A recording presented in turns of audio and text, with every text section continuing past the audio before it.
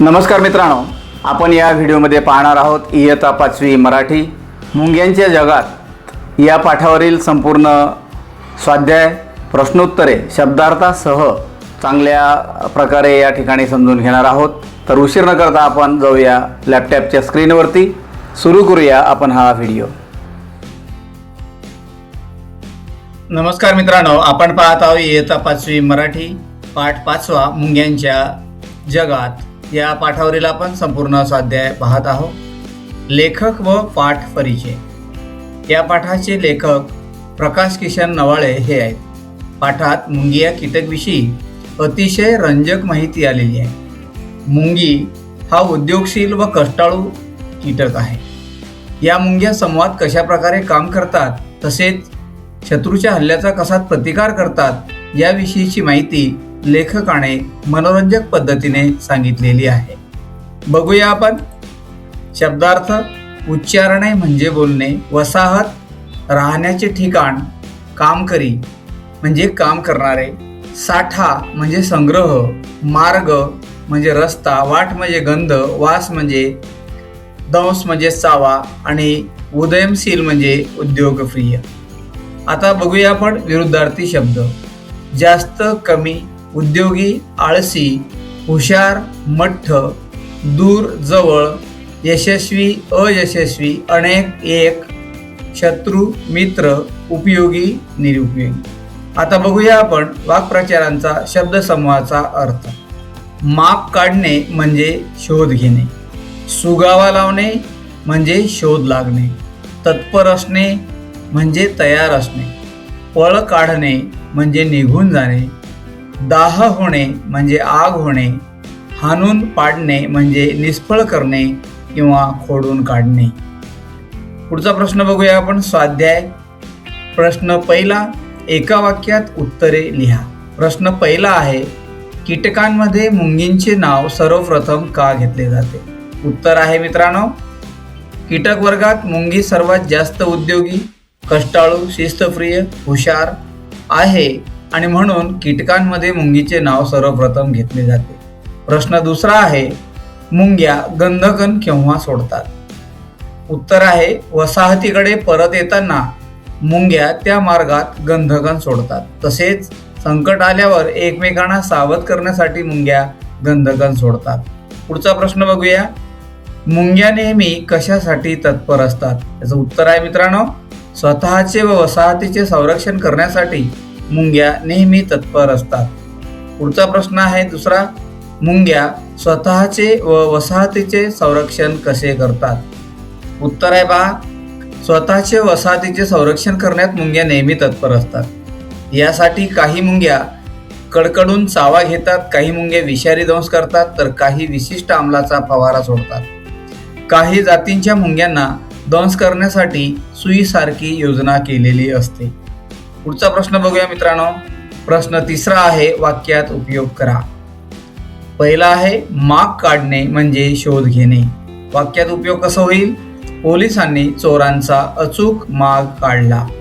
प्रश्न दुसरा आहे, सावध करणे म्हणजे सूचना देणे। वाक्यात उपयोग काय असेल? तर सदाशिवरावांनी शत्रूंच्या कारवायापासून दौलतरावांना सावध केले। पुढचा वाक्यात उपयोग आहे, फवारा सोडणे म्हणजे तुषार सोडणे। वाक्यात उपयोग काय होईल?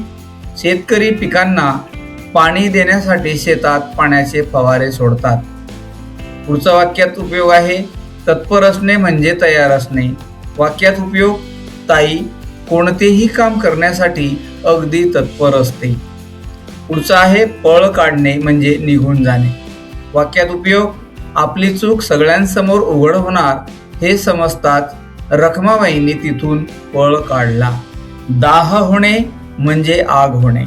वाक्यात उपयोग आहे, विषारी सापाचा दंश होताच मरणप्राय दाह होतो। पुढचा आहे, हाणून पाडणे म्हणजे निष्फळ करणे किंवा खोडून काढणे। वाक्यात उपयोग काय आहे बघा, शिवाजी महाराजांचे मावळे शत्रूंचा प्रत्येक डाव सफाईदारपणे हाणून पाडत। मित्रांनो, हे सर्व प्रश्नाची उत्तरं तुम्ही लिहून घ्यायची आहेत। पुढचा प्रश्न बघूया। प्रश्न चौथा, तुमच्या शब्दात उत्तरे लिहा। माणसांना दंश करणारे मुंग्याप्रमाणे दुसरे कीटक कोणते? त्यांच्या दंशाचा माणसावर काय परिणाम होतो? उत्तर आहे पहा, मुंग्याप्रमाणे डास, मधमाशी, मुंगळे हे प्राणी माणसांना दंश करतात. डास दंश करून माणसाच्या शरीरातील रक्त काढून घेतात. त्यांच्या दंशामुळे अनेक रोग होऊ शकतात. मधमाशीच्या दंशाने अंगात दाह निर्माण होतो. मुंगळा दंश करतो, पण त्याचा विशेष गंभीर परिणाम होत नाही. पुढचा प्रश्न आहे, अन्न साखळी म्हणजे काय? शिक्षकांकडून माहिती मिळवा व तुमच्या शब्दात लिहा. बघा याचं उत्तर किती मोठं आहे. तर उत्तर, निसर्गात आपल्याला अनेक प्राणी दिसून येतात. लहान प्राण्यांपासून मोठ्या प्राण्यांपर्यंत प्रत्येकालाच जगण्यासाठी अन्नाची गरज असते. प्रत्येक प्राणी आपल्या अन्नासाठी दुसऱ्यांवर अवलंबून असतो. यातून अन्न साखळी तयार होते. जमिनीतून उगवणारी वनस्पती एक लहान प्राणी खातो. या लहान प्राण्याला खाणारा मोठा प्राणी असतो. या मोठ्या प्राण्याला खाणारा आणखी एक मोठा प्राणी असतो आणि हा प्राणी मरतो तेव्हा गिधाडे त्यांना खातात. त्याचे अवशेष मातीत मिसळतात. अशा प्रकारे अन्न साखळी तयार होते. पुढचा प्रश्न पाहूया. मुंग्याप्रमाणे अन्नसाठा करणारे व अन्नसाठा न करणारे कीटक व प्राणी यांची नावे लिहा आणि ग्रंथालयात जाऊन पुस्तकातून माहिती मिळवा. बघा याचं उत्तर पहा. अन्नसाठा करणारे कीटक व प्राणी कोणते आहेत? तर मच्छर, माशी, झुरळ, गाय, बकरी, मांजर, कुत्रा, मेंढी. अन्नसाठा न करणारे कीटक आणि प्राणी मच्छर, माशी, झुरळ, गाय, बकरी, म्हैस, मांजर, कुत्रा आणि मेंढी. प्रश्न 5वा आहे मित्रांनो, या पाठात आलेली मुंग्यांचे कोणते गुण किंवा वैशिष्ट्ये तुम्हाला आवडली ते सांगा. उत्तर आहे पहा. पाठात मुंगी या कीटकांविषयी माहिती आलेली आहे. मुंगी हा सर्वात उद्योगी व कष्टाळू प्राणी आहे. हा प्राणी सतत कामात असलेल्या आपल्याला दिसून येतो. तो समाजप्रिय प्राणी आहे. वसाहत करून एकमेकांना सहकार्य करत तो जगत असतो. तत्परता हा आणखी एक गुणवैशिष्ट्यपूर्ण आहे. स्वतःच्या व वसाहतीच्या संरक्षणासाठी मुंग्या नेहमी तत्पर असतात.